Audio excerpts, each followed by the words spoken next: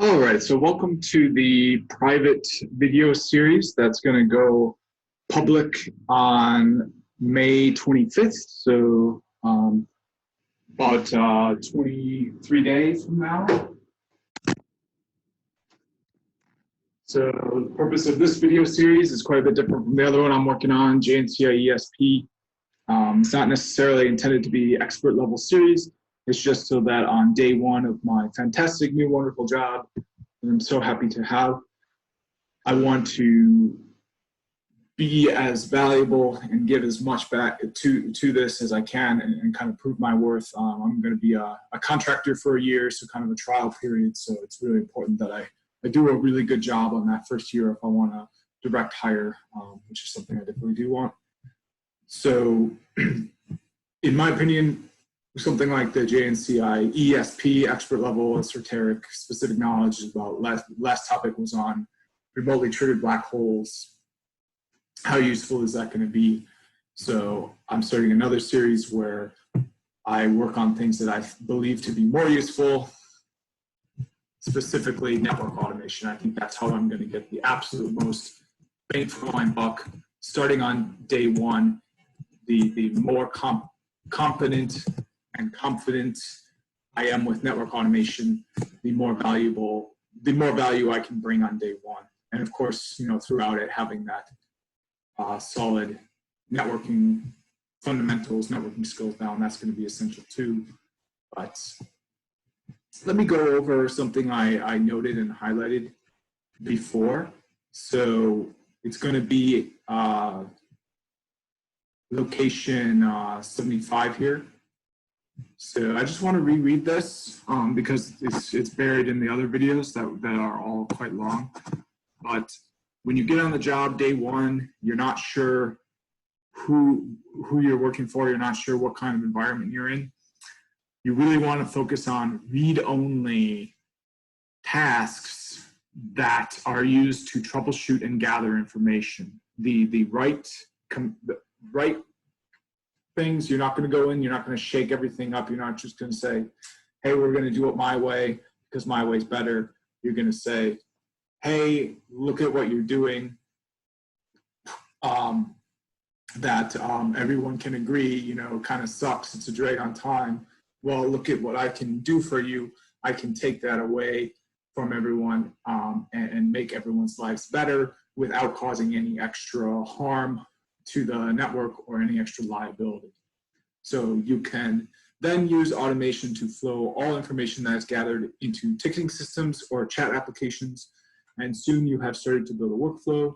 This safe start read-only evolution helps teams build confidence with automation and familiarity with tools. So huge insight from this book, something I kind of wish I had more in mind when I had initially started this. I mean, not that I wasn't doing that, but it's just kind of, I didn't know quite what was the most important thing for me to focus my attention on. One of the big projects I did was configuring ACL rules on 25,000 devices or more. The list had 33,000, but the kind of results I got back said that, but in that case, I wasn't doing anything where it was real serious configuration. I wasn't locking myself out. It was just for like bogans and stuff like that. And then to allow remote access from other kinds of servers. So it wasn't anything that was hugely risk affecting, and it was something that did save a lot of time. But kind of going back, what I would focus on more is putting in more detailed stats, putting in workflow things, just kind of starting from a point where it's undeniable that network automation is the way to go, because of course there are valid arguments for why you wouldn't configure 3,000 devices using network automation. You could put a configuration in that causes them to, you could poke yourself in the eye 3,000 times. So that's obviously a very compelling argument why you wouldn't want somebody to do that. But with read-only, with things that are not service affecting, that argument goes away. All right, so I'm not sure why this is bookmarked. I'm going to unbookmark it. I don't think there's anything super valuable about this. I guess the TCP IP guide is pretty awesome. I'll just have that open again in the other tab just because I think this is a really good resource. So, and just a reminder on how to get there. You just tcpipguide.com, then you got to click on the free guide, and then I recommend just going straight to the table of contents, and then if you want to learn about something, do a Control F, and then it'll take you there. But let's unbookmark this. I'm not sure why I had it bookmarked. I think this is just where I left off last time, and I forgot to unbookmark it. But this is where I stopped reading. So now we're going to be learning about Python functions. Most of the time, when you find yourself copy and pasting some pieces of code, you should break it up into self-contained chunks of functions. This practice allows for better modularity. This practice allows for better modularity, is easier to maintain, and allows for code reuse. Python functions are defined using the def keyword with the function name followed by the function parameters. The body of the function consists of the Python statements that are to be executed. At the end of the function, you can choose to return a value to the function caller, or by default, it will return the none object if you do not specify a return value. Def name parameter 1, parameter 2 statements. So this is an interesting word, parameter. When you define it, you define parameters the functions can take, but when you pass things to a function, you're no longer passing parameters. Parameters are just the definition of what it can be passed. You're passing arguments. Arguments are the things you actually pass to the function. So kind of a confusing terminology there. The fact that you've got two different words for things that at the surface appear very similar, but it is kind of one of my philosophies, and I could probably make like running themes for this, but here I just want to learn and master network automation. But one of my kind of running philosophies regarding this is language is key. You use the right language, you're going to be way better off than somebody who doesn't use the right language. All right, return value. We will see a lot more examples of functions in the following chapters. So here is a quick example. In the following examples, we use positional arguments. So the first element is always referred to as the first variable in the function. Another way of referring to parameters are as keywords with default values, such as def abstract. So these are keyword arguments here, and then we've set them up with the default value of 10 and 5. If we didn't have that equal 10, equal 5 syntax in there, we would just have positional arguments. So I'm going to just kind of go off the rails here and just explain what I know about this. So I'm going to do a function, and it's going to be just examples. And then we're going to have positional arguments. So pose arg1, pose arg2. All right, and now we're going to say, okay, so first we're going to print, let's just start simple by printing out those arguments. And we're going to be printing them out in order. So the first, so I guess here's the first question I would pose to anyone wanting to learn from this channel. So if I give it the argument 1 and then 2, what order are these going to be printed in? Are they going to be printed 2, 1, 1, 2? They're going to be printed 1, 2, and that's because my print statements have the first positional argument printing first and the second positional argument printing second. Now, if I would flip these print statements, then we get to 1 because it would print this second positional argument first and the first positional argument second. So what we're doing by having these positional arguments is we're just saying that, for example, if I just pass it 1, we're going to be loading up this argument here. But we're not going to be loading up this argument. This parameter. This is a parameter. So we're not going to be sending an argument to this parameter because we only sent 1. We only sent it to this parameter. So what happens if we send 3 arguments to these 2 parameters? Well, there's a type error as well. So this is what I recommend to anyone getting used to using Python. See as many of those errors as you can, understand as many of those errors as you can. They're there to help you, they're not there to confuse you. So if you're ever using Python and you think, oh, what is this garbage? You're basically saying, you served me this wonderful steak sirloin, and all I need to do is eat it to enjoy how amazing it is. You're saying that that's garbage. They deliver to you on a beautiful silver plate, a gourmet error message that you can use to learn how to program. All right. So let's do the example that they give us here, though.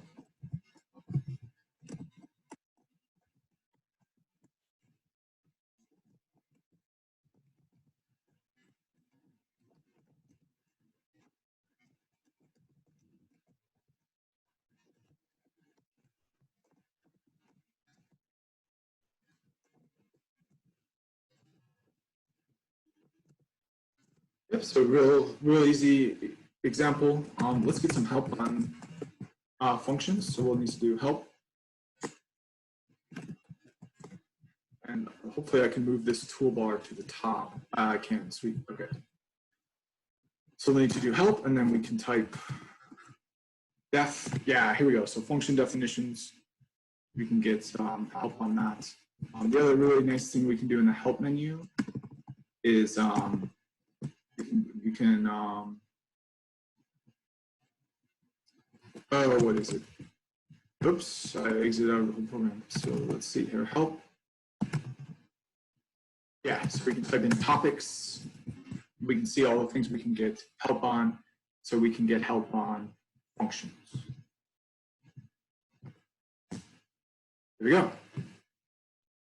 So related help topics, def and types. Yeah, really good, verbose, extensive, very useful help is available in Python. That's another reason why this is one of the most popular programming languages. So Python functions are great for grouping tasks together. Can we group different functions into a bigger piece of reusable code? Yes, we can do that via Python classes. Python is an object-oriented programming, OOP, language. The way Python creates objects is with the class keyword. A Python object is mostly a collection of functions, but one important thing to know, and this kind of is with my language's key running theme that's going to be behind this, is when you define a function under a class. So I have it up here. Yep, and then I'm going to do class test. So now if I do def, and then I'll do a special init.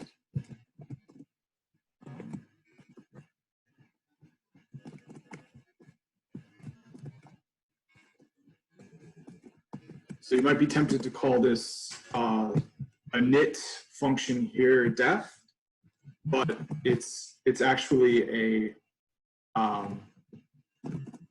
method because it's being used in the context of a class. Kind of like how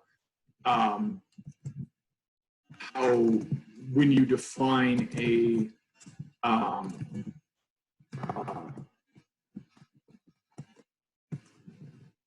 Yeah, so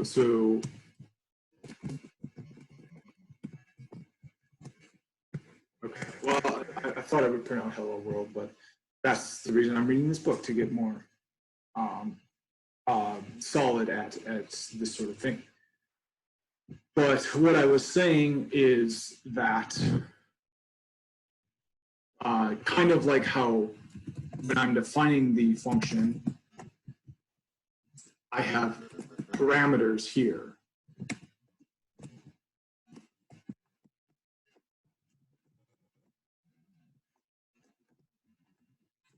But when I'm calling the function,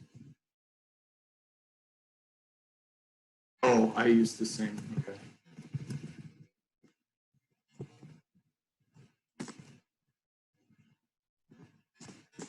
Now, instead of them being, now in the context of calling the function, so in the context of defining the function, these are parameters. But in the context of calling the function, I pass it arguments. So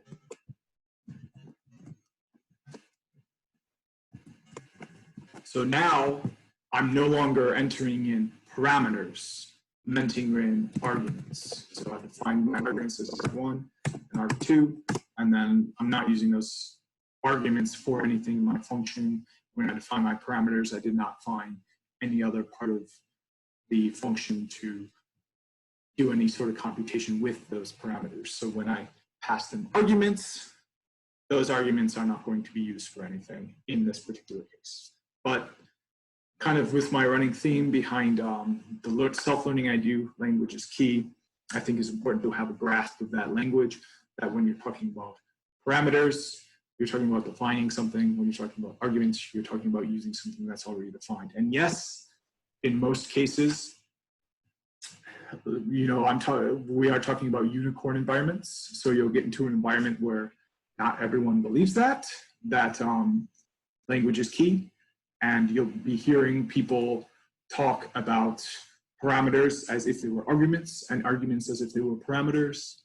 So this is an advantage you have over somebody like that. You have a higher understanding of the code, and I guarantee you will be a lot more effective for adhering to that underlying principle of language is key than somebody who did not would be. All right, so Python classes. Python is an object-oriented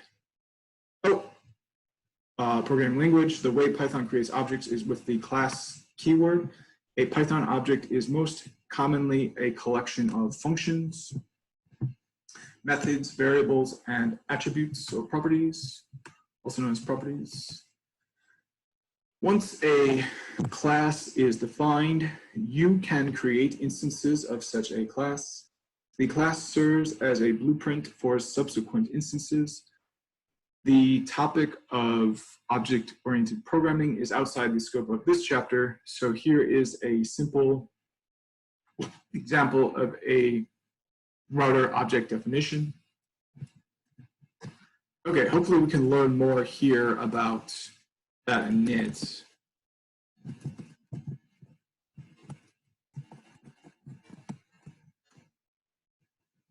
Oh, I did call instead of class.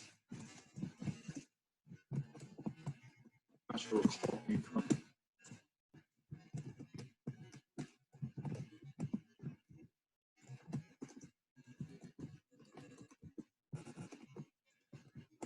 One thing you'll notice I'm doing too, that might surprise you if you're learning programming for the first time, is I'm just using a command prompt CMD shell. I'm not using something like Visual Studio. So those are IDEs. They're tools to help you learn, to help you optimize the programming skills that you already have. They're not necessarily tools to help you gain those skills. So the intent of what I'm doing now is gaining those skills. So it really doesn't make sense for me to try to optimize my existing knowledge if I don't have that existing knowledge already. So a tool like an IDE, you make a mistake, you leave out a parentheses, something like that, it'll prevent you from doing that. But the purpose of what I'm doing now is to try to learn that syntax and get comfortable doing it. So if I make a mistake, I want to see the error type that comes up. I just want to learn more about the programming language. But of course, if I'm doing something for production or something, I do want that, it's called linting on there, so that if I happen to make those things, it's not up to me to catch it. I've got an extra set of eyes looking at that, and the code that I commit and contribute is guaranteed to be effective. So this is definitely a context than the context I will be in when I'm actually using the code. And it kind of goes against one of the learning principles touted by a book, Ultra Learning by Scott Young, which is directness. If you want to learn something, you need to learn it in the most direct way that it will be applied. Otherwise, you're not learning things that will be applied and you're wasting your time. So I think there's a lot to be said for that. So I might even consider switching over to Visual Studio just to keep getting used to using that. I do have it installed. But for now, I'm just going to try to move through this book as fast as I can. Once we move to the more advanced exercise, this is where hopefully we're pulling from a Git repo, pushing to a Git repo. I think I'll move to Visual Studio at that point. Okay, so once defined, you are able to create as many instances of that class as you would like. So R1, SFO1, so this is a host name for the router. 64, so here's our class. We can see the init method takes a name, an interface number, and a vendor. So here's our interface number, interface 64. This is a Cisco device. I'm not sure what kind of Cisco device has interface number 64, but oops, and then you've got to use the assignment operator, which is just a single equal sign. So now we can access these attributes that are assigned to it. So self.name, .interface number, .vendor. It's as easy as taking our object, and we can see, in fact, it is an object. So class router, so it's a class from router, and yep, we can see all of our init module there. We use the help, and then accessing those attributes is as simple as using that dotted syntax. So r1.name, r1 dot interface number, r1 vendor. There we go.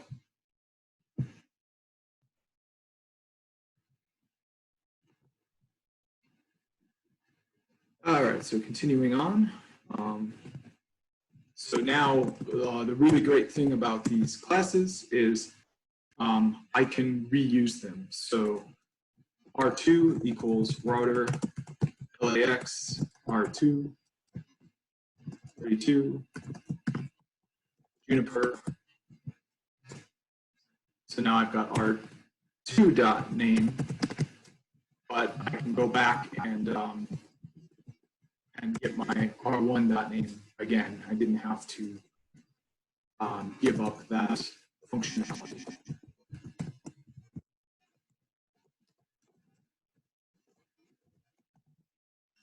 There we go. Of course, there is a lot more to Python objects and object-oriented programming. We will look at more examples in future chapters. Python modules and packages. Any Python source file can be used as a module. In fact, a Python file is a module, and any functions and classes you define in that source file can be reused. To load the code, the file referencing the module needs to use the import keyword. 3 things happen when the file is imported.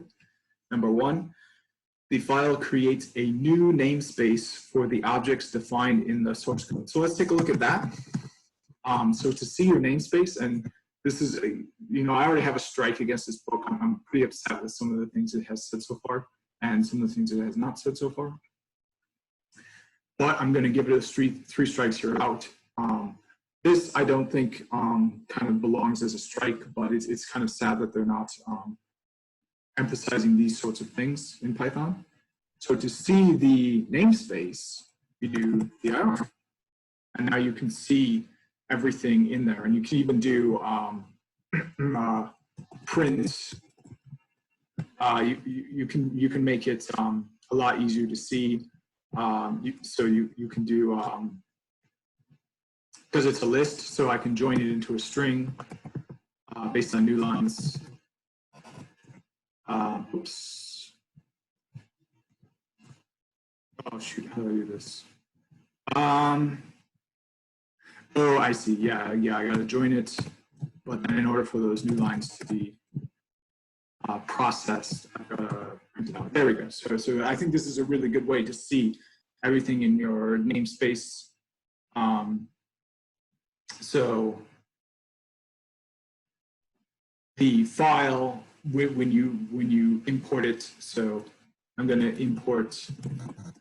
Let's look at the pprint module, and now let's do this again. So now we've got a new namespace here, this pprint namespace, and it's going to have all of the objects defined in the pprint class. So let's do a help on that. So yeah, here's the pprint module. The namespace is going to include this class pretty printer. I think it's also going to include a class called pprint. Oh, it's a function. Okay, so yeah, really, and then I'll demonstrate the power of this class. I really like this class because instead of all this junk I've got on there, I can just do pprint, which is the namespace for that module that I loaded in, and then within that namespace is the pprint function. So now, just with that, I can have a nice, prettier output of my list. And not only that, I can view it as it is originally. It's an actual list. I don't have to actually convert it into a different data type, which can be nice because you can forget that it's a list if you're constantly doing that. Okay, number 2, the caller executes all the code contained in the module. Yep. So let's say that yeah, let's do a custom example. So ls, let's do notepad example.py, and then yep, we're going to create it, and we're going to do print hello world. Yep, and now we're going to open up Python and import example, and you don't need the py, that just tells it that it's importable. And there we go, we've got hello world, because when you import a module, everything inside that module is executed. So that's why typically everything in a module is a class or a function, because you don't want, the only thing you want executed is having those classes and functions defined and available for you to use. You don't want arbitrary code execution that's going to mess up your intentions. Number 3, the file creates a name within the caller and refers to the module being imported. The name matches the name of the module. So we should have an attribute for this example. So let's do help example. So we can see example is a file here at that location. Let's do example underscore name. Oh, I can't do that. Here we go. So yeah, these are attributes, this underscore name. So we can see the name of this is example. Remember the subtract function that you defined using the interactive shell. To reuse the function, we can put it into a file named subtract.py. Let's do that.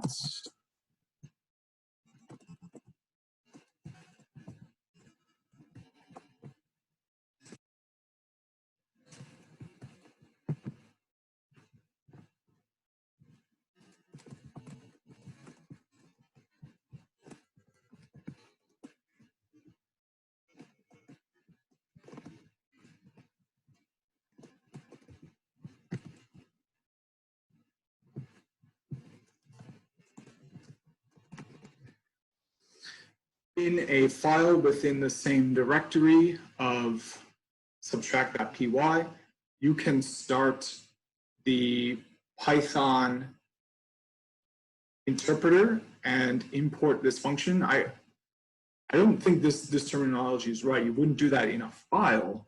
You would do that in a command line prompt or in a terminal. So file is really the wrong word there. You would use a terminal that so this part where that terminal sits at is in the same directory. So file is really the wrong word there. The correct word is terminal. So let's import that subtract.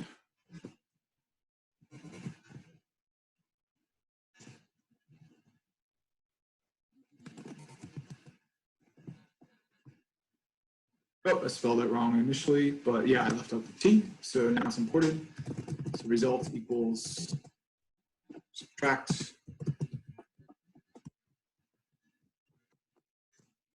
Perfect. Now we got a result. This works because by default, Python will first search for the current directory for the available modules. Remember the standard library we mentioned a while back? You guessed it. Those are just Python files being used as modules. If you are in a different directory, you can manually add a search path location using the sys module with sys.path. So this is an important kind of a groundbreaking thing to know about. So anything in Python, let's open it up and let's import the OS module. Let's do help on it. So the OS module I really like because it tells you the file location of it really clearly. Not all modules do that, but because this is all just to use help text defined by the person who wrote the module. So big props to whoever wrote the OS module. It was probably Guido himself because it's one of the built-in modules for Python. But one thing I can do is open up that file, and now I can see the exact code that I pulled in.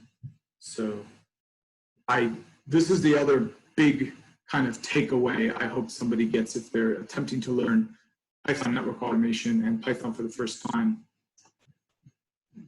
Look at these. They're not. This is not the man behind the curtain. Like this is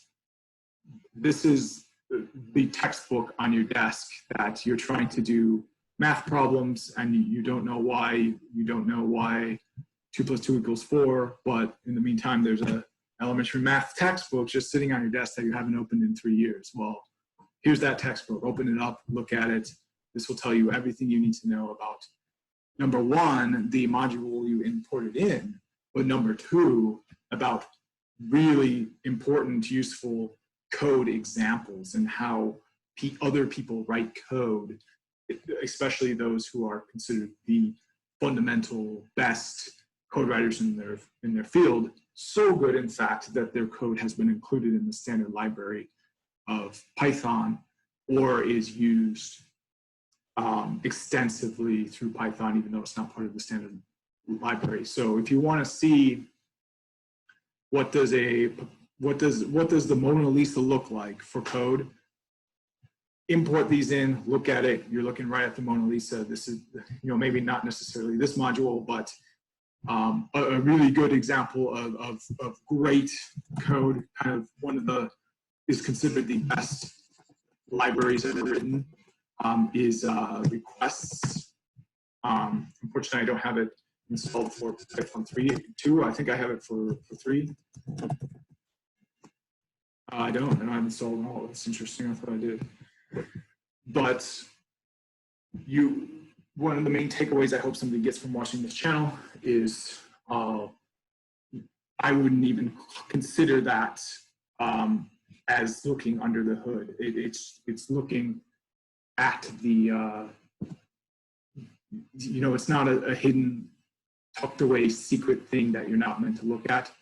Look at it, learn from it. It's essential that you read code, especially code that has been written up to really high standards. Packages allow a collection of modules to be grouped together. This further organizes Python modules for more namespace protection to further reusability. A package is defined by creating a directory with a name you want to use as the namespace. Then you can place a module source file under that directory. In order for Python to recognize it as a Python package, just create a _init__.py file in this directory. The init.py file can often be an empty file. In the same example as the subtract.py file, if you were to create a directory called math stuff and create a py file. So yeah, let's just do the example and then I'll kind of give my own take on this, because I think I know more about this than is going to be touched on in this book. So let's create our directory math stuff. And then let's make a file within that directory without actually going into that directory.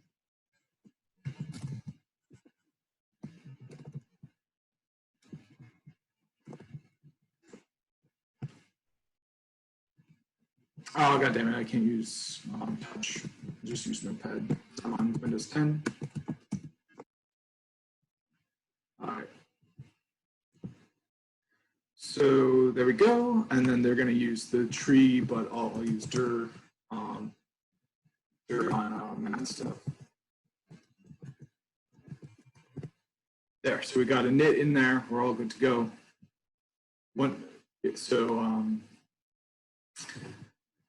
The way you will now refer to the module, you will need to include the package name using the dot notation. For example, mathstuff.subtract. Oh, and it looks like they wanted you to move that subtract file into mathstuff.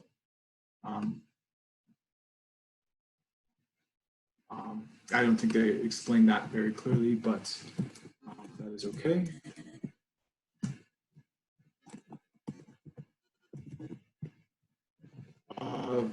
I don't know the, okay. So now let's do a dir.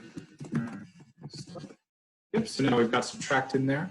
So let's open up our terminal and now, let's go to Python 3 this time. So we can see that we're targeted here, but math stuff is one level deeper and subtract is within math stuff. So we're gonna have to do from math stuff dot subtract. So this file here, there's going to be a function within that file called subtract. Match stuff. I always write match instead of math. I think it's because of like ACLs and stuff. I just write match. I'm used to writing match more. All right, there we go. Subtract, and then let's make sure that it works. It does. As you can see, modules and packages are a great way to organize large code files and make sharing Python code a lot easier. So let's see what happens if I were to not include that init in there.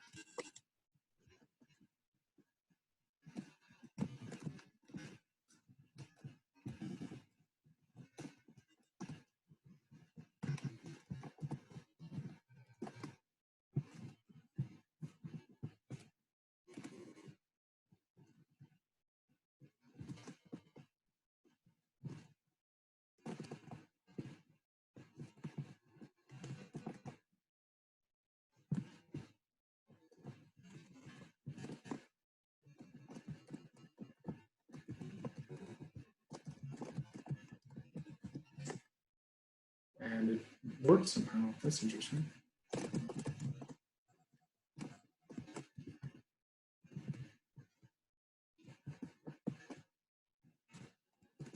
Yeah, and I still got a result in the system. I wonder if it has to do with I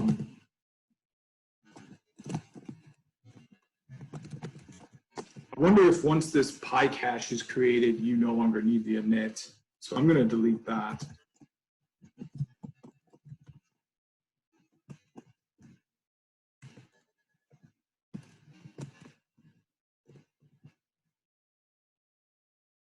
Oh, it's a directory.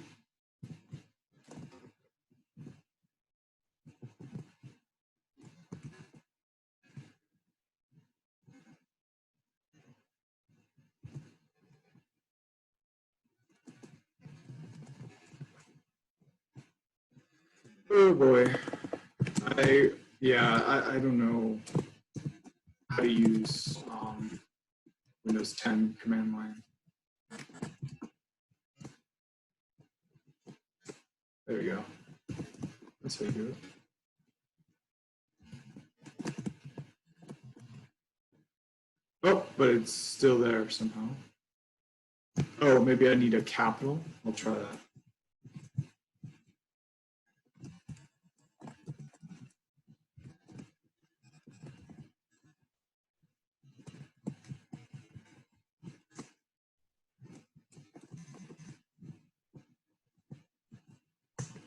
Nope, it's still there.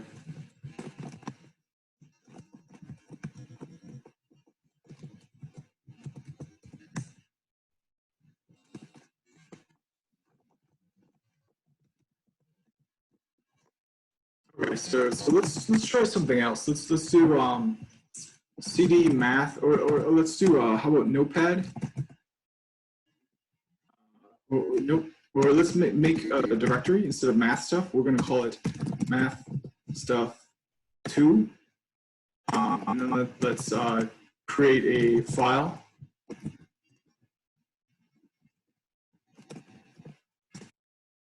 Now, hello world.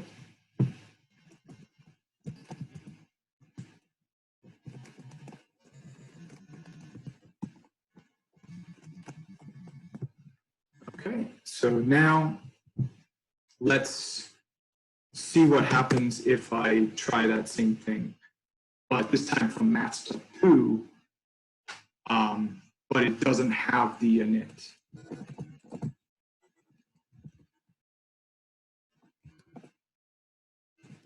Aha, no module named mathstuff2.file. Well, what about mathstuff2? So we got that. We could import that, but we can't import the file from it because there's no init. Let's exit out. Let's add that init there, and then we'll see that it works. So Notepad init. Oh, sorry. Yeah. Init.py. We're going to add it to the math stuff 2.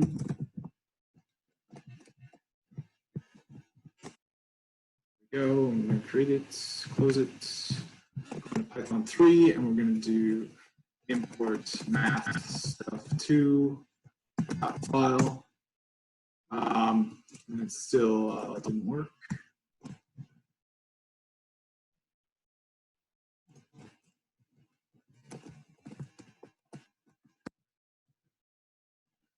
Oh, I didn't add I didn't add the file into it. Let's do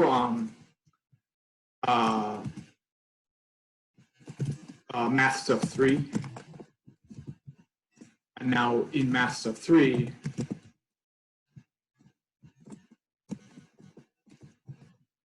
let's create a file hello .py. And then we'll do the print hello world.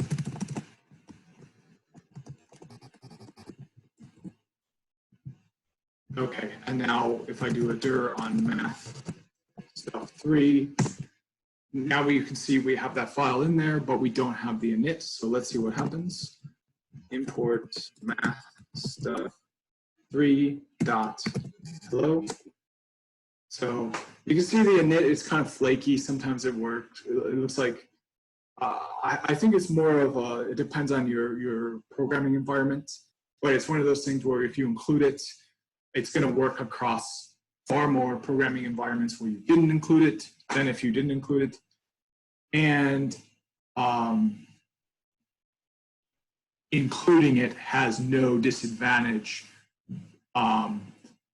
You would not get an advantage by not including it. You would only get advantages by including it. The only disadvantage is that your directory size would increase. You have more bytes in your directory. You'd have a larger module than if you didn't include it. But as we can see in Math Stuff 2, the size of this, it doesn't even register. It looks like it's not even a full byte long. So it's a very, very tiny, pretty much inconsequential file. It doesn't even register as a size. It's really just a name, a file name, and the file itself is empty. So you don't even have that disadvantage really. All right, so let's move on to the summary. In this chapter, we have covered the OSI model and reviewed network protocol suites such as TCP, UDP, and IP. They work as the layers that handle the addressing and communication negotiation between any two hosts. The protocols were designed with extensibility in mind and have been largely unchanged from their original design. Considering the explosive growth of the internet, that is quite an accomplishment. We also quickly reviewed the Python language, including built-in types, operators, control flows, functions, classes, modules, and packages. Python is a powerful production-ready language that is also easy to read. This makes the language an ideal choice when it comes to network automation. Network engineers can leverage Python to start with simple scripts and gradually move on to other advanced features. In Chapter 2, low-level network device interactions, we will look at using Python to programmatically interact with network equipment. All right, so now I think we're gonna start getting some real value out of this book. So let's just dive right in. Chapter 2, low-level network device interactions. In Chapter 1, review of TCP/IP, so that's Transmission Control Protocol / Internet Protocol, Protocol Suite, and Python. So it was review of Transmission Control Protocol / IP Protocol Suite, and Python. We looked at the theories and specifications behind network communication protocols.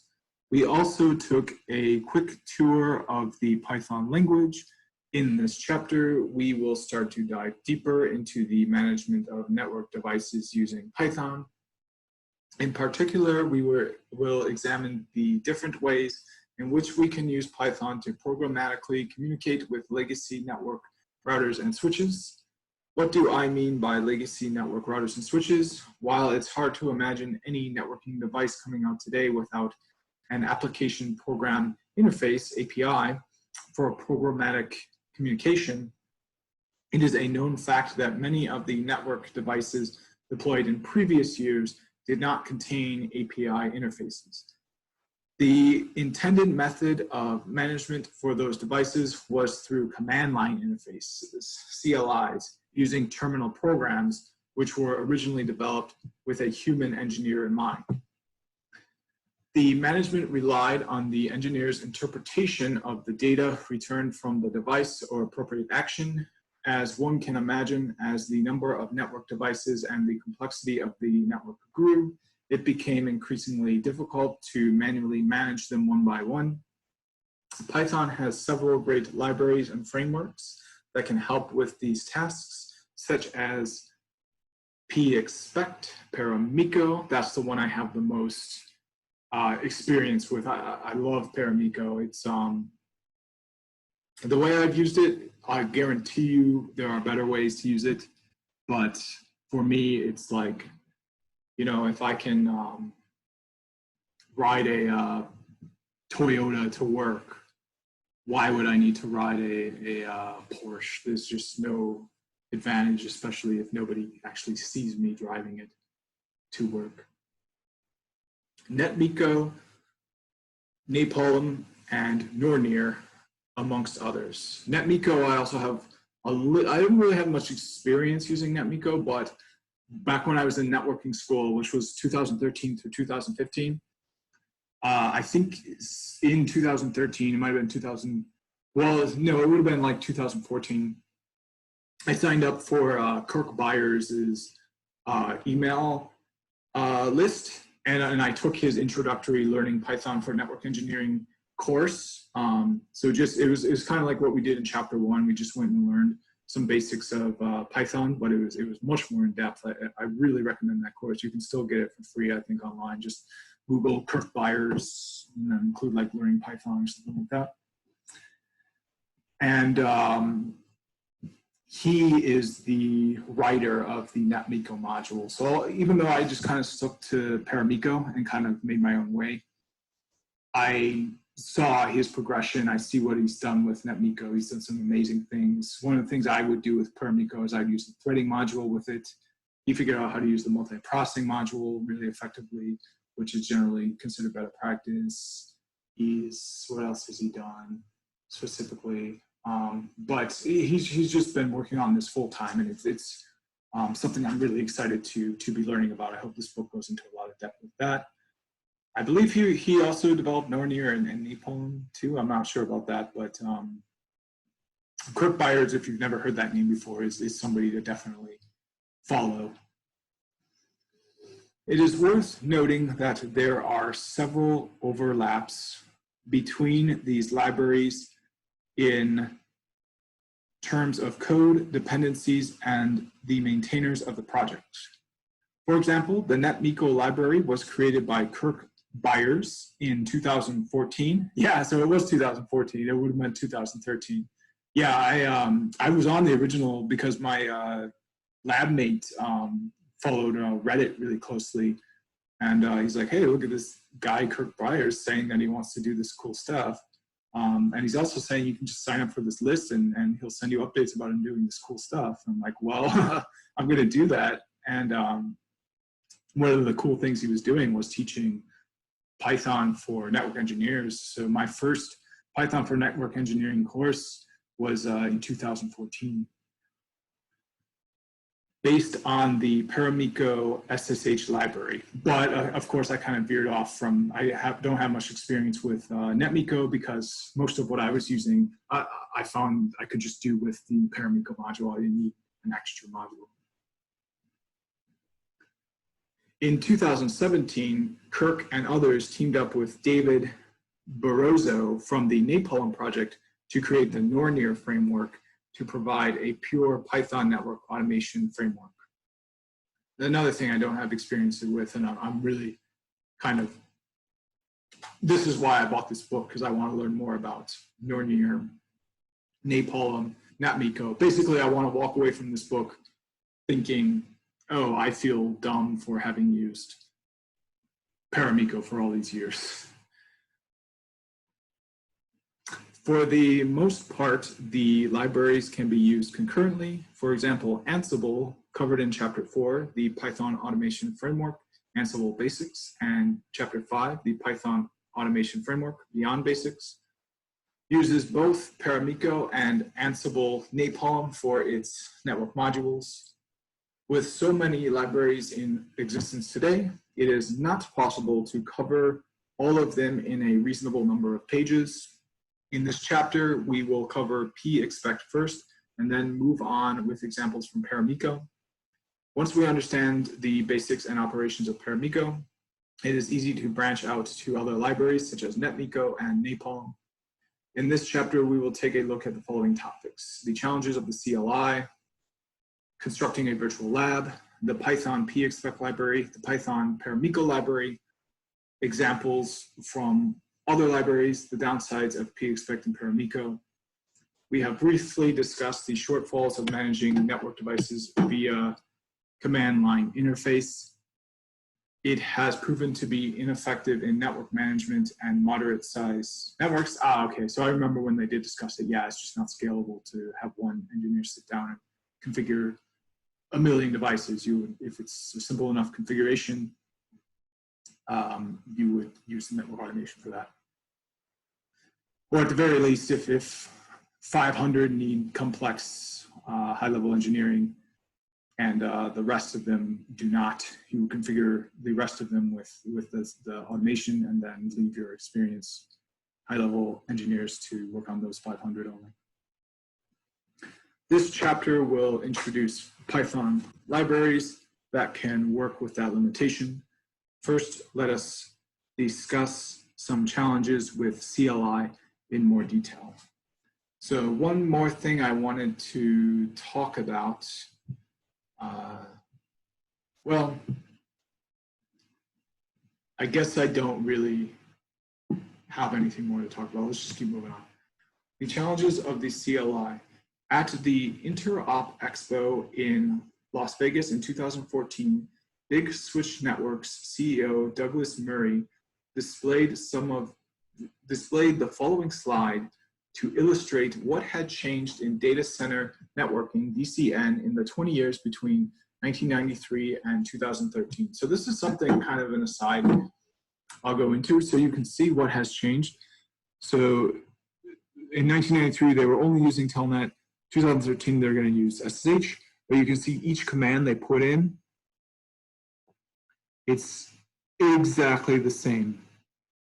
So now, to me, I would consider that to be an advantage, especially when it comes to networking, when it comes to automation, because if it's unchanged for 20 years, like, I'm not sure if they're going to change it anytime soon, or if they are, they're going to have it be backwards compatible. So one of the arguments people will say for using something other than CLI, like netconf, is, oh, well, what if the CLI syntax changes? But I'm always very confused by that argument because, as you can see here, from 1993 to 2013, there have been little or no CLI changes. And you know, the power of the programming language, if it changes, you just program in some quick, easy logic to handle those changes. So, but again, this is the reason I bought this book, because this chapter is something that hopefully can help me have a better understanding of why you wouldn't want CLI-based network automation. Figure 1, data center networking changes. His point was obvious. Not much had changed in those 20 years in the way we manage network devices. While he might have been negatively biased toward the incumbent vendors when displaying his slide, his point is well taken. In his opinion, the only thing that had changed about managing routers and switches in 20 years was the protocol changing from the less secure Telnet to the more secure SSH. It was right around the time in 2014 that we started to see the industry coming to a consensus about the clear need to move away from manual human-driven CLIs toward an automatic computer-centric automation API. Make no mistake, we still need to directly communicate with the device when making network designs, bringing up initial proof of concepts and deploying the topology for the first time. However, once we've moved beyond the initial deployment, the network management requirements are usually changed to consistently make the same changes reliably across network devices, to make the changes error-free, and to repeat them over and over again without the engineer being distracted or feeling tired. This requirement sounds like an ideal job for computers and our favorite language, Python. Referring back to the slide, if the network devices can only be managed with the command line, the main challenge becomes replicating the interactions previously between the router and the administrator with a computer program. In the command line, the router will output a series of information and will expect the administrator to enter a series of manual commands based on the engineer's interpretation of the output. For example, in a Cisco Internet Operating System, iOS device, in relation to Apple iOS, you have to type in enable to get into a privilege mode. Upon receiving the return prompt with a £, you then type in configure terminal in order to go into the configuration mode. The same process can further be expanded into the interface configuration mode and routing protocol configuration mode. This is in sharp contrast to a computer-driven pragmatic mindset. When the computer wants to establish a single task, say put an IP address on an interface, it wants to structurally give all the information to the router at once, and it would expect a single yes or no answer from the router to indicate the success or failure of the task. The solution, as implemented by both pexpect and Paramico, is to treat the interactive process as a child process and watch over the interaction between the child process and the destination device. Based on the return value, the parent process will decide the subsequent action, if any. I am sure we are all anxious to get started at using the Python libraries. That's for sure. Thank you for acknowledging that. But first, we will need to construct our network lab in order to have a network to test our code against. We will begin by looking at different ways we can build our network labs. So constructing a virtual lab. Before we dive into the Python libraries and frameworks, let's examine the options of putting together a lab for the benefit of learning. As the old saying goes, practice makes perfect. We need an isolated sandbox to safely make mistakes, try out new ways of doing things, and repeat some of these steps to reinforce concepts that were not clear in the first try.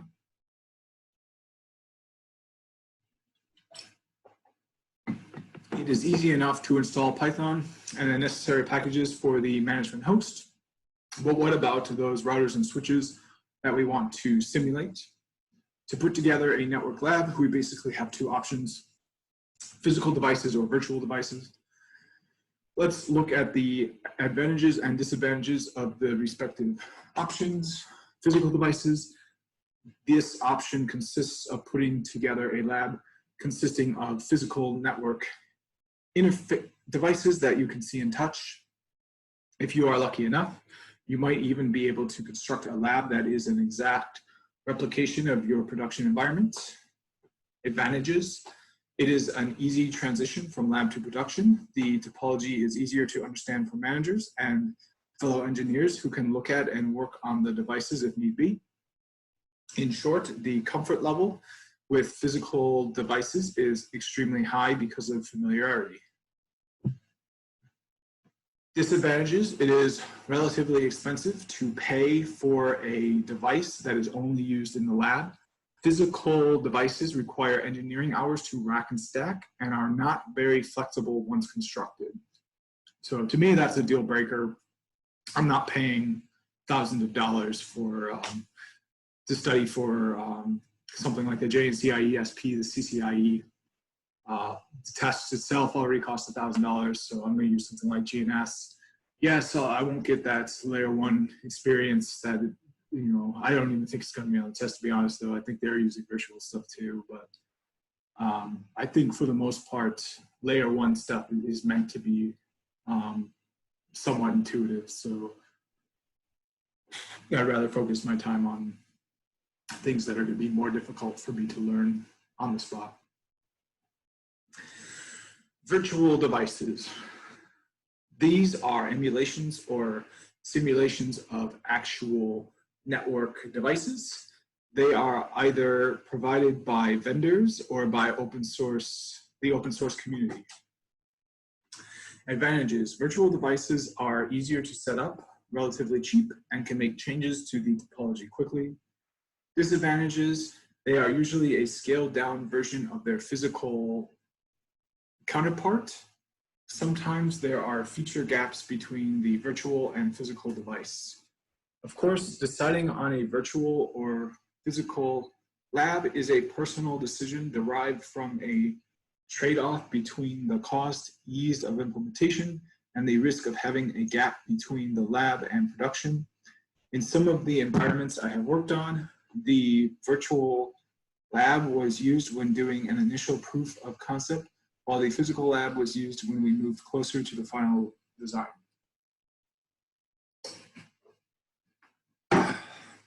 In my opinion, as more and more vendors decide to produce virtual appliances, the virtual lab is the way to proceed in a learning environment. The feature gap of the virtual appliance is relatively small and specifically documented, especially when the virtual instance is provided by the vendor. The cost of the virtual appliance is relatively small compared to buying physical devices. The time to build using virtual devices is quicker because they are usually just software programs. So this is a big, I think, way that somebody could become a millionaire. You create a Raspberry Pi style networking device, and you just get these little things with maybe 2-3 ports on them, and just fast Ethernet interfaces, or even slower than that. And they're literally just for connecting together a physical lab, and then you have an actual routers and switches, but they're just these little playing card sized things, just like a Raspberry Pi with a few ports in it. And you can build test network routers and switches. I think there's enough demand for that. There's enough people studying for their CCNA and stuff, where the cost it makes, I mean, the cost it makes to sell a Raspberry Pi, like if they're selling it for, you know, like $30 for this size thing, I'm sure a router or a switch would be comparable in cost, and you could probably even sell it for the same price or even a little higher. And yeah, you could be a millionaire overnight if you just create a physical appliance for learning networking that is cheap and that is really easy to rack and stack, and that is tiny.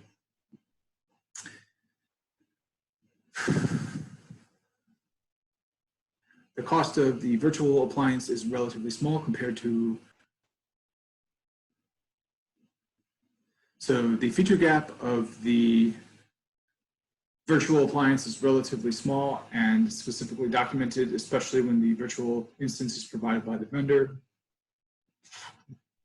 The cost of the virtual appliance is relatively small compared to buying physical devices, unless, of course, you take advantage of that opportunity to be a millionaire overnight. The time to build using virtual devices is quicker because they are usually just software programs. For this book, I will use a combination of physical and virtual devices for concept demonstration with a preference for virtual devices. For the examples we will see, the differences should be transparent. If there are any known differences between the virtual and physical devices pertaining to our objectives, I will make sure to list them. You will see that for the examples in the book, I will always try to make the network topology as simple as possible while still able to demonstrate the concept at hand. Each virtual network usually consists of not more than a few nodes, and often we will reuse the same virtual network for multiple labs. As such, in previous editions, readers have been able to use many of the popular virtual network labs such as Gns3, EVE-NG, and other virtual machines. For the examples in this book, I am using virtual machines from various vendors such as Juniper and Arista. At the time of writing, Arista EVOS can be downloaded for free from the Arista site. Juniper Junos Olive, which I use, is not an official supported platform, but Juniper offers a free trial license for VMX that can be substituted. I am also using a network lab program from Cisco called Virtual Internet Routing Lab, VIRAL. It is a paid program, but in the following sections, I will explain why I think it is a good option for virtual network labs. Again, I want to point out that the use of the VIRAL program is entirely optional. You can use the free alternatives if you like. It is strongly recommended that you have some lab equipment to follow along with this book. So I've got a big fat old R610 Dell PowerEdge server. I've got 96 gigs of RAM. I've got 12 cores. It only cost me $600, but and of course, for some of you watching only, yeah, I get it. I'm sorry. This is why I think that idea of Raspberry Pi network and switches would be so profitable. Because I'm sure anyone watching this, like, if you're serious enough about kind of jump-starting your life and your career, you can spare like $50 on some physical gear if it costs that much. But unfortunately, what I got, and I'm very happy with, did cost me $600, and that was cheap. So sorry for that. But there's definitely ways you can learn networking for free.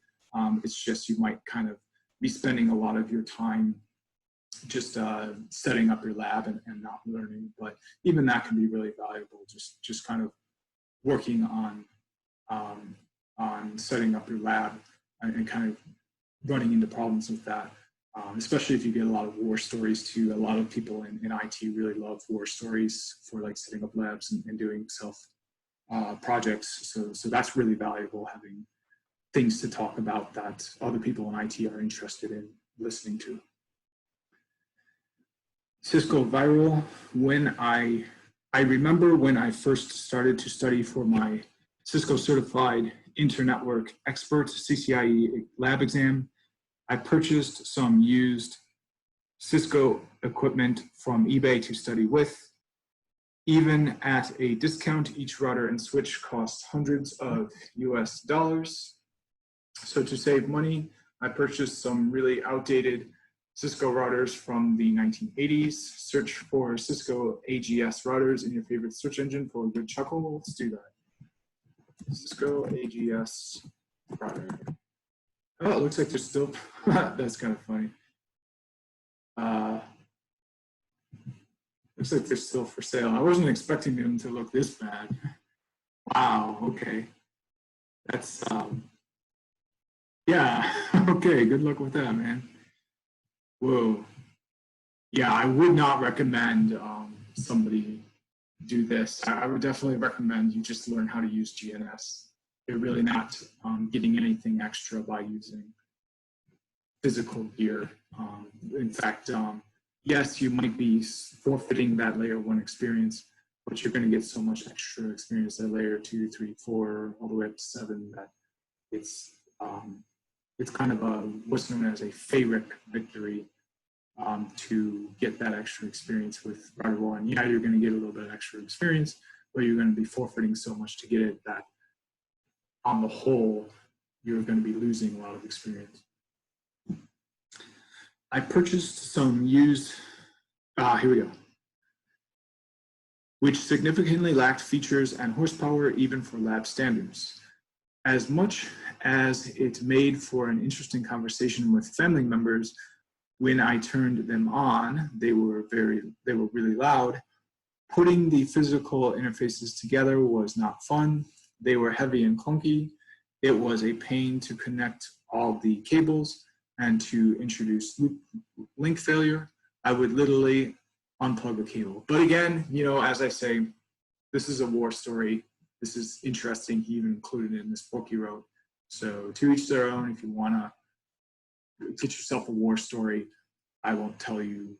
I will say, like, you know, again, like, think about Pyrrhic victories. Those are really one of my favorite concepts I've learned. It's PYRRIC victory. So it's a victory that is offset by staggering losses. So You really got to think about that. Like, yeah, you're going to get a war story, but really you're losing a lot of time, you're losing a lot of money.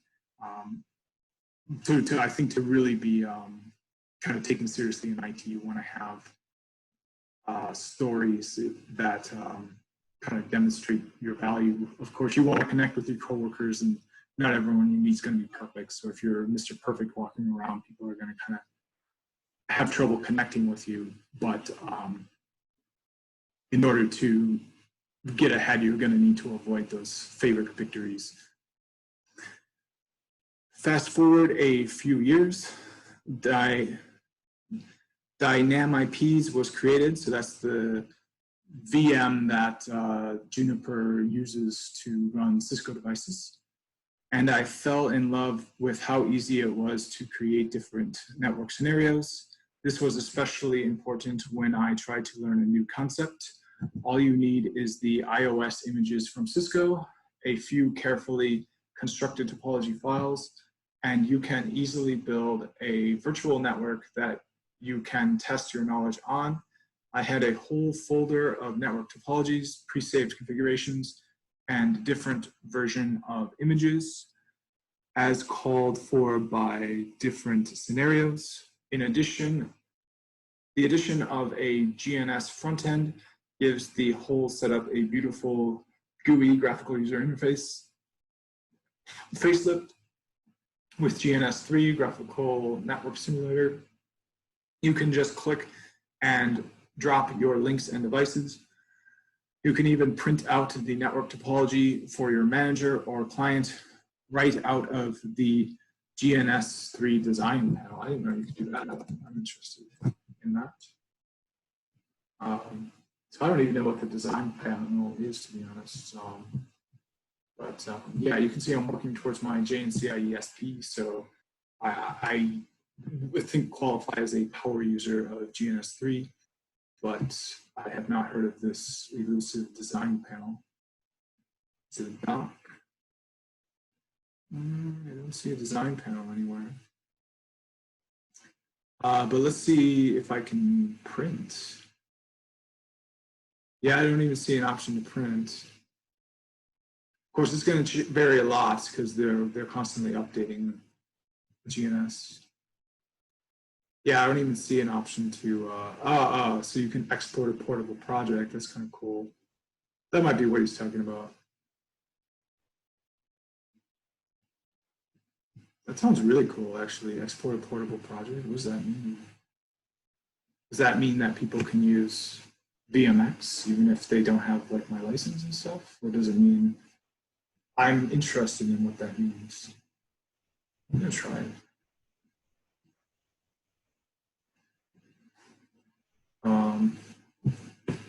Just put on my C drive maybe. Huh. Well, I'll skip that for now, but yeah, that's really fascinating. Hopefully, so this book kind of, it's got an anti-strike for that because I really want to learn more about Gns3. The only thing that was lacking was the tool not being officially blessed by the vendor, that is Cisco. Yep, they want you to pay for literally everything. And the perceived lack of credibility because of it. Yep, and that's all they can do is just not take you seriously for it. In 1915, the Cisco community decided to fulfill this need by releasing the Cisco viral. So it's just counterfeit Gns3, which is kind of funny because they're trying to combat the issue of Gns3 being perceived as a counterfeit software to learn Cisco networking concepts without having to pay Cisco. They're combating this by treating it as a counterfeit software and making their own counterfeit software for Gns3. It's kind of hilarious. This is my preferred method of developing and trying out much of the Python code, both for this book and my own production use. But one thing to know with Gns3, it's legit. It's not illegal. There are things that are illegal, and that is access to the iOS images. If you distribute them without a license, if you sell them, if you share them, if you give them away, you are violating Cisco standards, and your certs can be revoked. There's all sorts of bad things that can happen to you. So one of the biggest questions you get from people wanting to use Cisco for the first time is, how can I get Cisco iOS images? And from everyone who understands how to use GNS, you'll hear the same answer, and you're going to hear this answer from me right now. I'm sorry, you have to, I can't tell you that. There's nothing I can tell you about how to get those images. I can't tell you how I got those images. You'll just need to do them in a way that is compliant with the with the standards and the legal legality of the copyright that Cisco has for these images. You'll have to do it in a way that's compliant with that.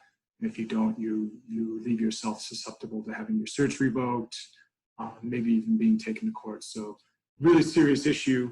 You know, I'd love to just let anyone who wants to learn Cisco on GNS be able to do that for free, for no cost but their time. But Cisco owns this stuff, and I understand if I created something, I'd want to get paid for it too.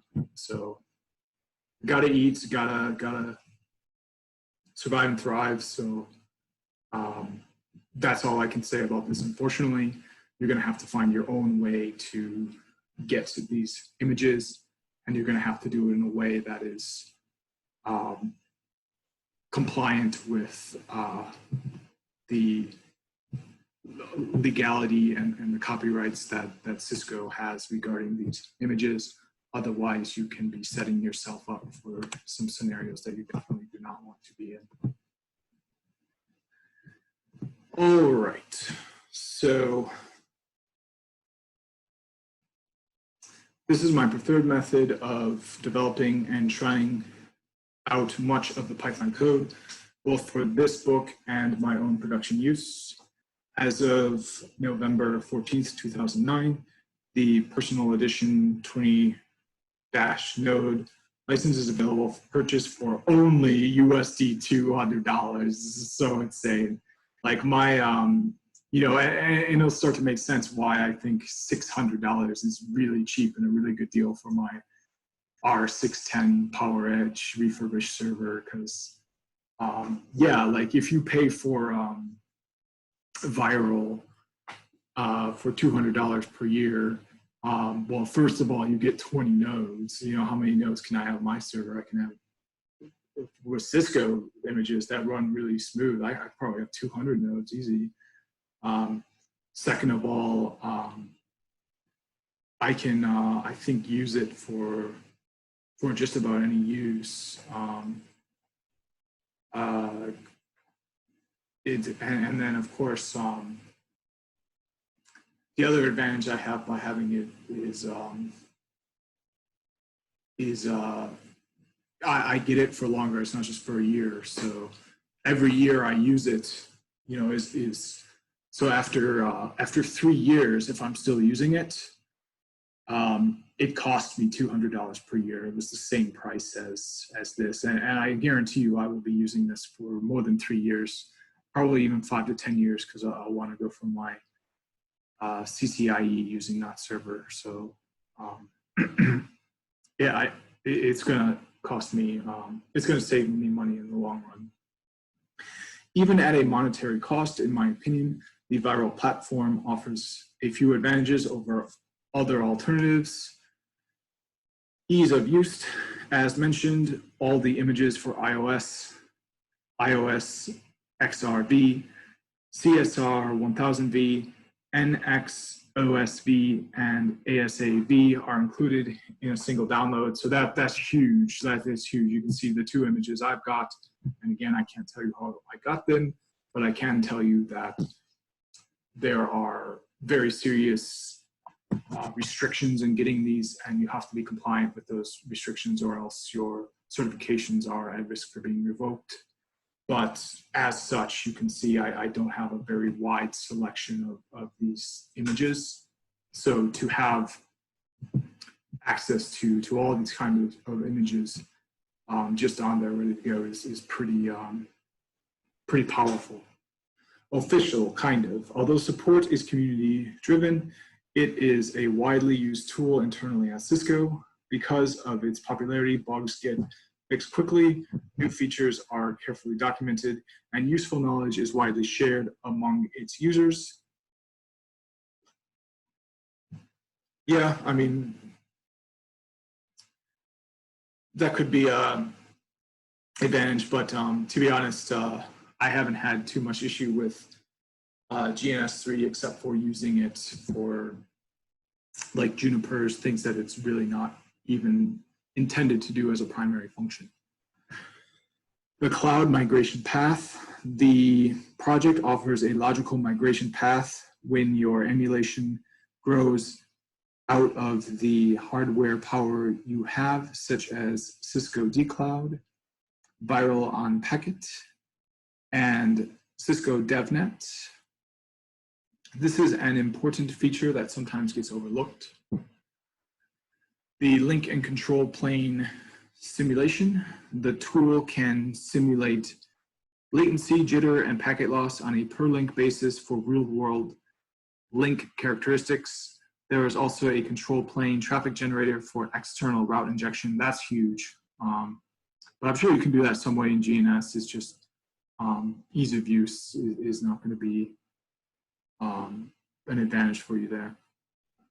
Others, the tool offers some nice features such as VM Maestro topology design and simulation control, AutoNet Kit for automatic config generation, and user workspace management if the server is shared. There are also open source projects such as Viral Utils, which are actively worked on by the community to enhance the workability of the tool. We will not use all the features in Viral in this book, but since this is a relatively new tool that is worth your consideration, if you do decide this is the tool you would like to use, I want to offer some of the setups I used. So this is not the tool I want to use. So I think I'm more than safe skipping this chapter. I'm kind of just curious what's in it. So let's read this. Again, I want to stress the importance of having a lab to follow along for the book examples. It does not need to be the Cisco Viral Lab. The code examples provided in this book should work across any lab device as long as it runs the same software type and version. So here's the Viral tips. I think I'm going to skip over this. I think it's more than safe for me to do so. I'm not using Viral. I'm not using Cisco DevNet and dcloud. This I'm kind of interested in because it looks like it's free. Cisco DevNet and dcloud. Cisco offers two other excellent, at the time of writing, free methods for practicing network automation with various Cisco gear. Both of the tools require a Cisco connection online, COO login. They are both really good, especially for the price point. They are free. The first tool is Cisco DevNet Sandbox. And I will speak to this. I have used this. I have gone through the whole video training series multiple times. I referenced it, I think, last week to learn more about NetConf, I think. And yeah, this is, bookmark this. This is an invaluable resource. These big companies, Cisco, they want you to adopt these techniques for management. Like it benefits everyone when people do this. So they're just giving you free resources where you can learn and practice how to do it. So don't miss the train, especially when the ticket is free. The first tool is the Cisco DevNet Sandbox, which includes guided learning tracks, complete documentation, and Sandbox remote labs, among other benefits. Some of the labs are always on, while others you need to reserve. The lab availability will depend on usage. It is a great alternative if you do not already have a lab at your own disposal. DevNet is certainly a tool that you should take full advantage of. regardless of whether you have a locally run viral host or not. Since its inception, Cisco DevNet has become the de facto destination for all things related to network programmability and automation at Cisco. In fact, in June 2019, Cisco announced many new tracks of DevNet certifications. Another free online lab for Cisco is dcloud.cisco.com. You can think of dcloud as running viral on other people's servers without having to manage or pay for those resources. It seems that Cisco is treating dcloud as both a standalone product as well as an extension to viral. For example, in the use case of when you are unable to run more than a few OS-XR or NX-OS instances locally, you can use dcloud to extend your local lab. It is a relatively new tool, but it is definitely worth a look. Okay, so now Gns3, this is what I'm going to be using. There are a few other virtual labs that I have used for other projects. The Gns3 tool is one of them. As mentioned previously, GNS is what a lot of us used to study for certification tests and to practice for labs. The tool has really grown up from the early days of being a simple front end for dynamic IPs into a viable commercial product. One of the downsides for Cisco sponsored tools such as Viral, DevNet, and dcloud is that they only contain Cisco technologies. And that's a huge downside. I can't,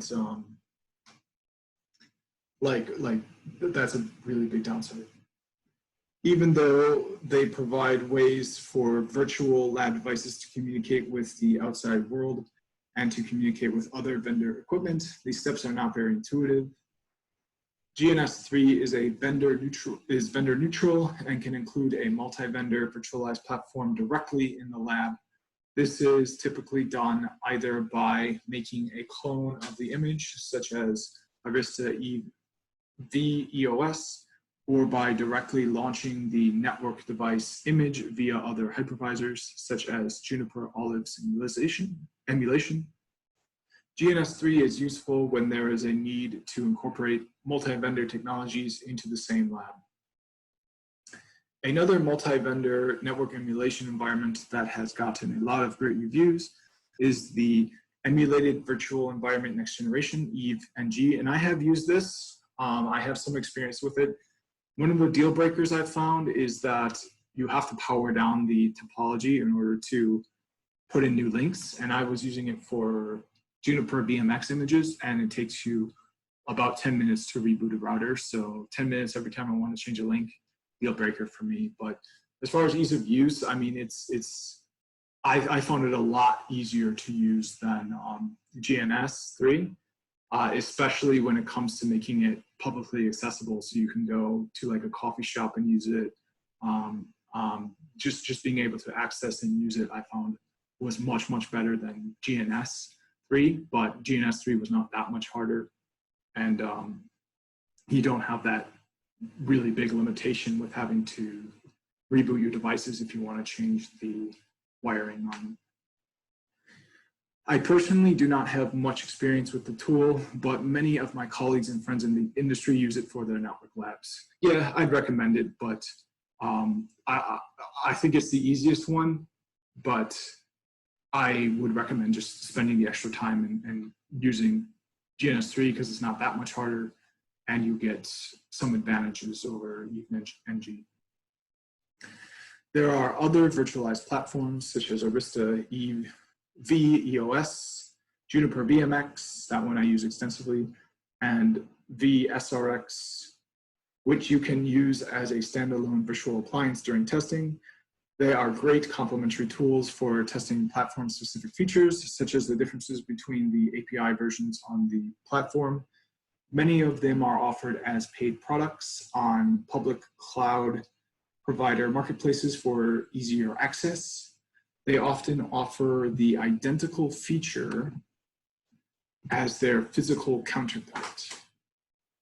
Now that we have built our network lab, we can start to experiment with the Python libraries that can help with management and automation. Finally, we will begin with the pexpect library. And I can't help but notice that they did not tell us how to build our lab. They just talked about the options we could use to build our lab, but they didn't give us a topology or anything like that. Python pexpect library. Pexpect is a pure Python module for spawning child applications, controlling them, and responding to expected patterns in their output. Pexpect works like Don Libres expect. Pexpect allows your script to spawn a child application and control it as if a human was typing the commands. Read the pexpect docs at read the docs.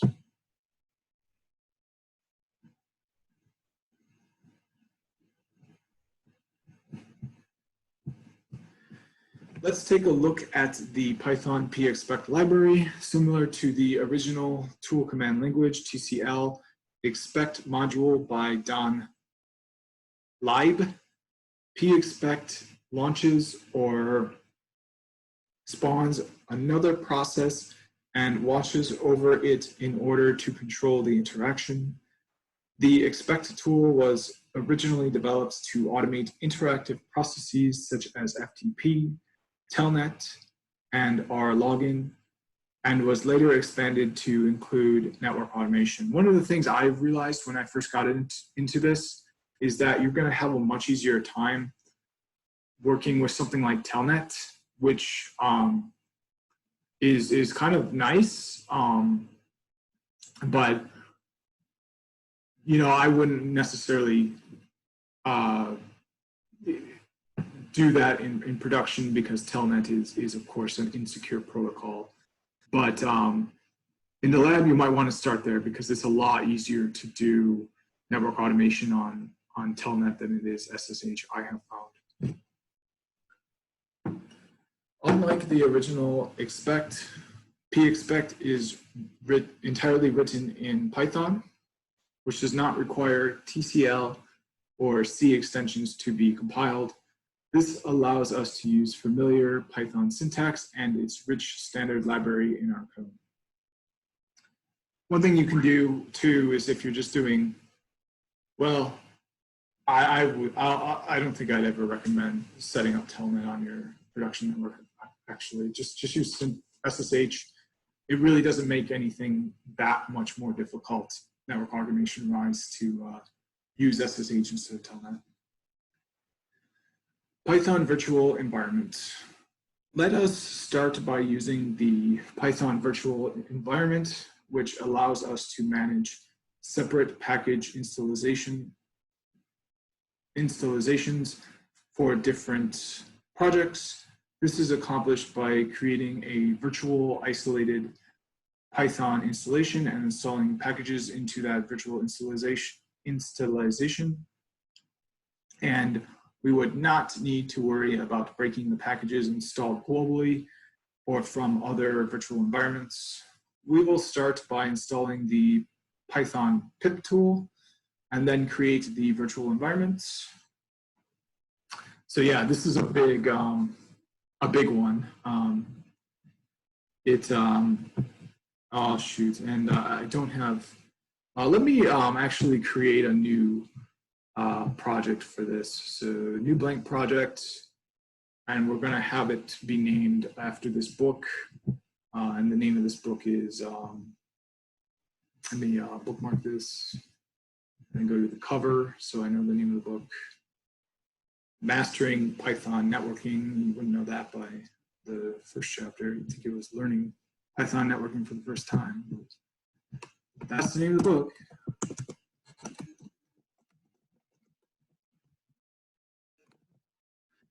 All right. So we are good to go. So let's just have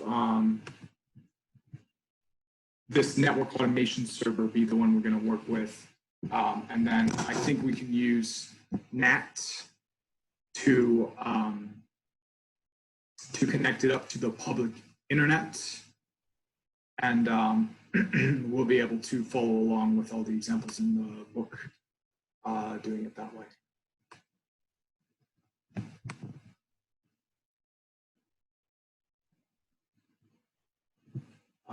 So sometimes it takes a while for that to pop up. There we go, perfect. So let's plug it into NAT. All right, and boot it up.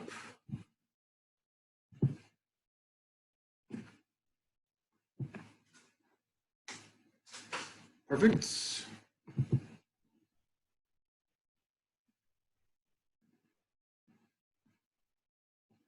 All right, we're good to go. Hopefully we can ping the outside world. Now that it's in NAT, we cannot.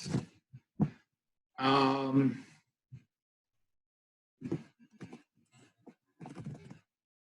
right, so we don't have an IP address. We're going to need that. I'm kind of not sure what to give it. I need to give it an IP address on my local network. So let's see what my address is here. So it's 1.6. Let's give it 1.125.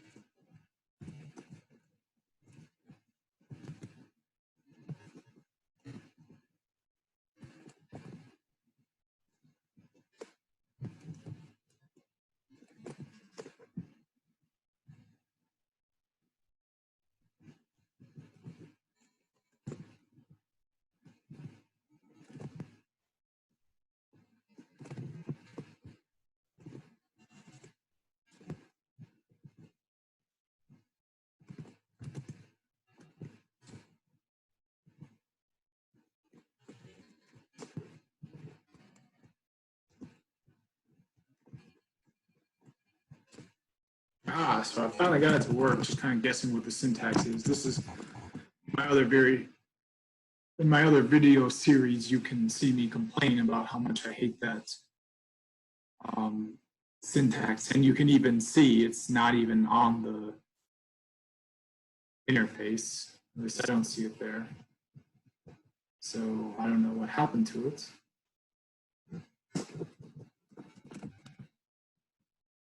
Oh, now it got on there somehow.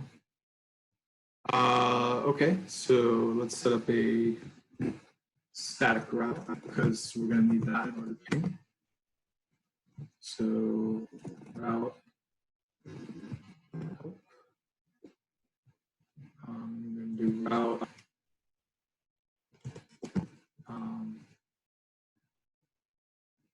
NT.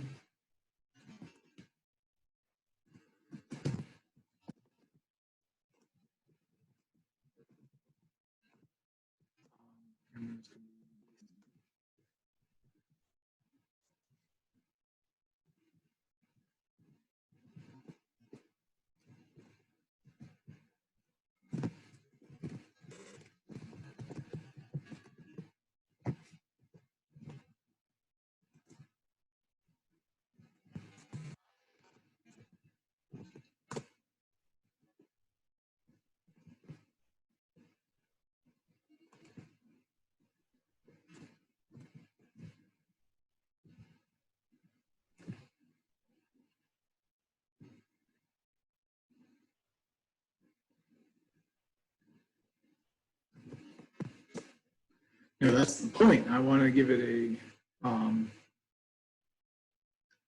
that's why I'm adding it to my table because it is unreachable. I want it to, oh, maybe it's talking about the next hop. But the next hop should be reachable because I've got the IP address on here now. 192.168.1.125.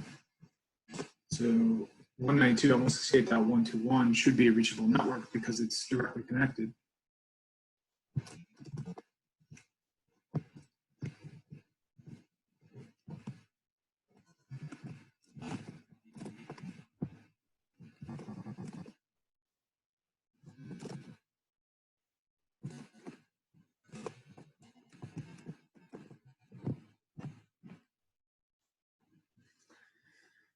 I think we're going to have to Google for this. And it's going to be Gns3 allows Linux to reach public IP, public internet. Aha, connect Gns3 to the internet. Local server. So we're going to have this here, perfect. Aha, so it's not NAT, it's going to be cloud. I picked the wrong one.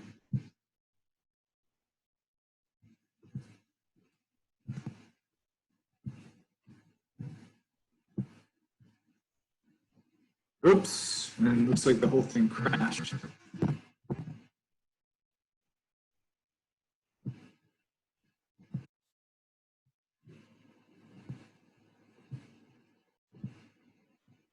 Oh, then the project's got to close too. So, well, let's go back to that later and just continue the reading.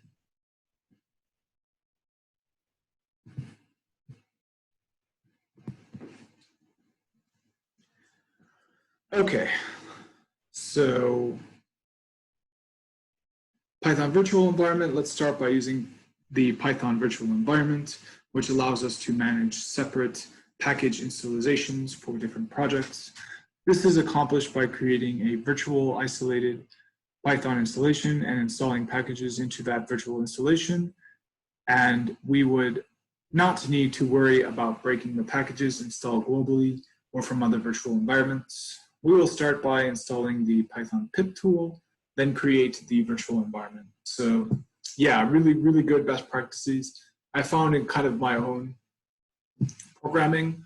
Again, this is assuming a unicorn environment where you can just go, you have admin access to everything, you can do whatever you want.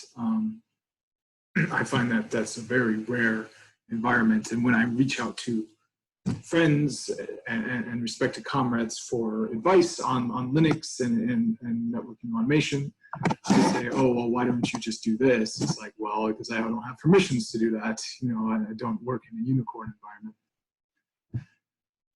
So, but yeah, generally you're going to want to always use a virtual interface. It's just sometimes you won't even have the ability to use a virtual interface installed. I don't think it comes automatically with Python 2, only with Python 3, and if you only have Python 2 installed.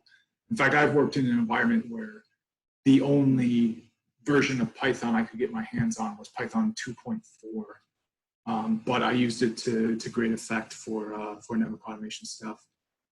But you know, that's what I'm talking about, where I'm kind of upset that the book doesn't really talk more about the kinds of situations you'll actually be in your first job. You won't have admin to anything. There's really no reason for an employer to trust a beginning network engineer to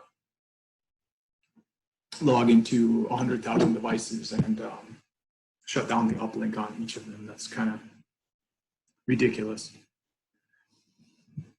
So I doubt that the real world environments that anyone watching this video hoping to get started in will allow you to do the bulk of the things that are shown in this book, because they allow permissions that are not going to be easy for you to justify having.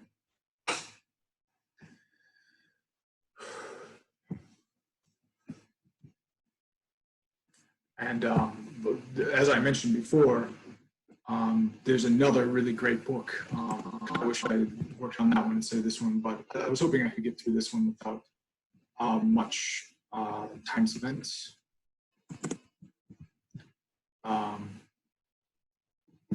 But it mentions a aspect of a kind of toxic workplace culture, but I just call it non-you. Like, I don't expect every workplace to be perfect, so I kind of talk about, you know, if it's not a unicorn environment, I just would say it's not a unicorn environment. I wouldn't say it's a toxic, bad place to work necessarily.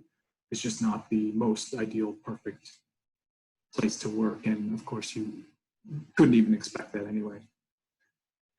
But there's a concept called closure, where you're giving special people special access to things, and you're not allowing, and it's not based on their talent ability. It's not really based on any sort of merit that allowed them the special access. It's just based on their social status, you know, how long they've worked there. So it's really hard for new people who are excited about improving processes and making the work better to be given any sort of clout or empowerment to go and do that. So this book really, unfortunately, does not explain how to do it.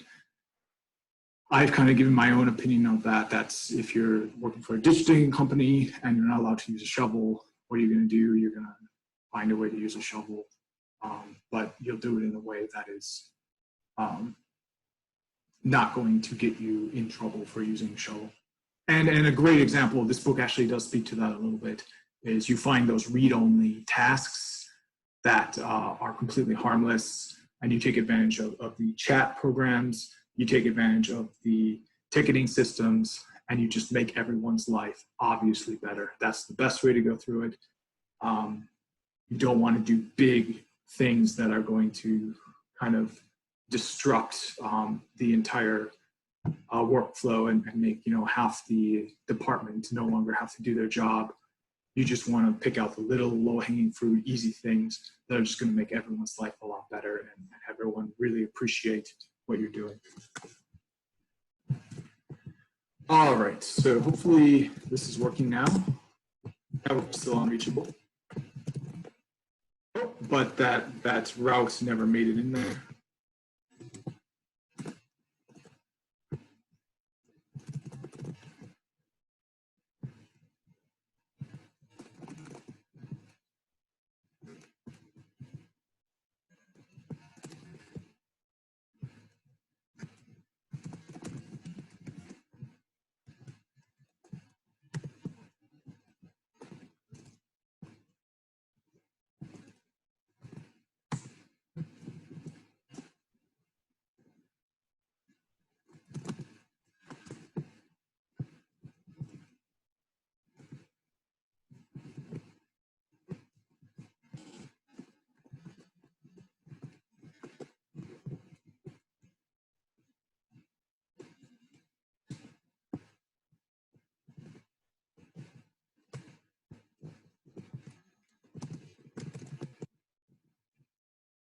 Help does not give usage information. That is not true.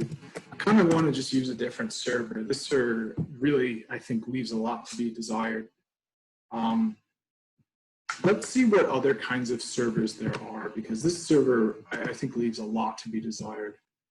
So let's go to the, and this will be good for people to see. So let's click New Template here, and let's click Install an Appliance from Gns3 Server.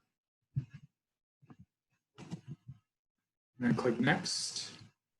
And then we're going to choose Guests. Yeah, and let's pivot away from that networking tools. The Kali Linux server might be good, but let's just choose a plain old Ubuntu desktop guest. Yeah, or let's just choose an Ubuntu server. Yeah.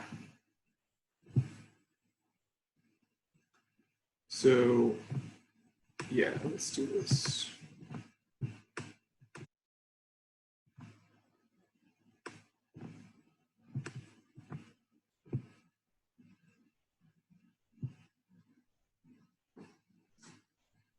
Oh, so yep, and we're missing files, but Ubuntu is of course a free open source operating system, so we can definitely go in and get to these files. So we're going to need this Ubuntu server 18.4.3 LTS 64-bit BMDK file, which we can find. We just need to Google for it, and as I mentioned, it's all free. There's no issues with licensing like there would be for a Cisco image. This would not be something you could do to find Cisco images. You can only do it for images that are approved and open source.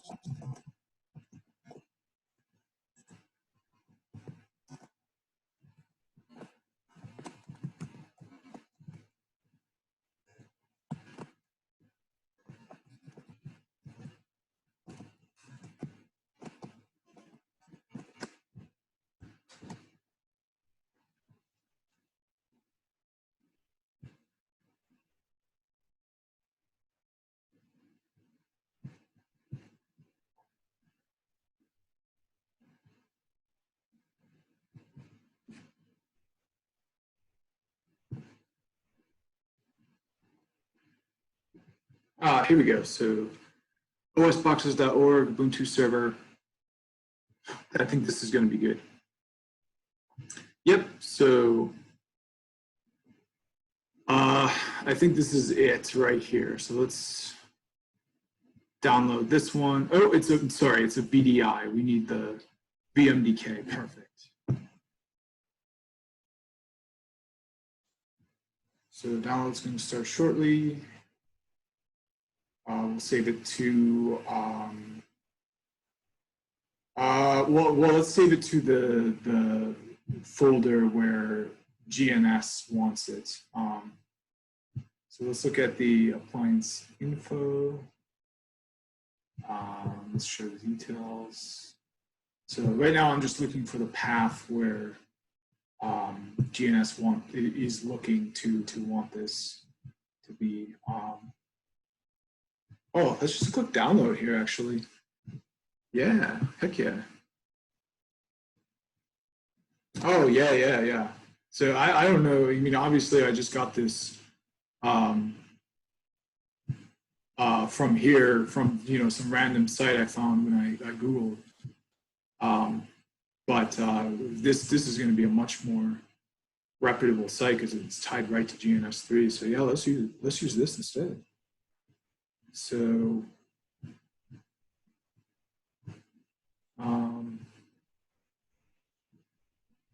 so yeah, let's get this thing. So here it is.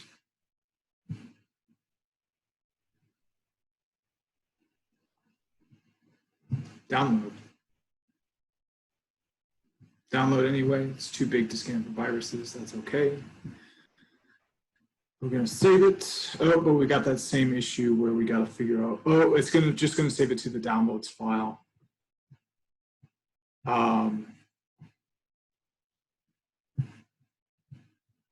What does import mean? Oh, okay. So we can just. I actually could have just saved it to this appliances file here. Oh, but it looks like we've already got a bunch of. Oh no, these are the appliance files. So it would have to be to the to a different folder. I'm not sure which one. I think it would be in one of these. I know I've got other images in here. Templates maybe? Got already checked in there. Is the automation server in here? So, oh, it's just an appliance file, but I don't see the actual file. Huh. Yeah, I guess I'm not sure where that needs to go.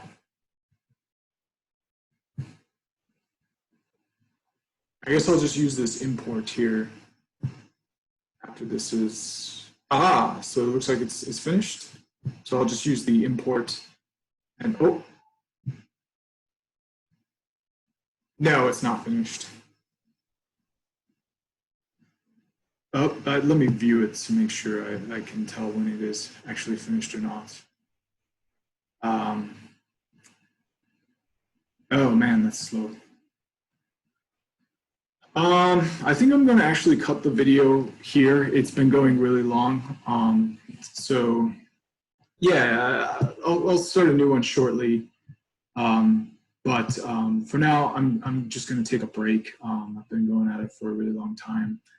And when I come back, I'll hopefully have that Ubuntu server hooked up to the internet. I'll be able to do this full exercise, and everything will be a lot smoother and easier to go. So stay tuned for more. Thanks for watching.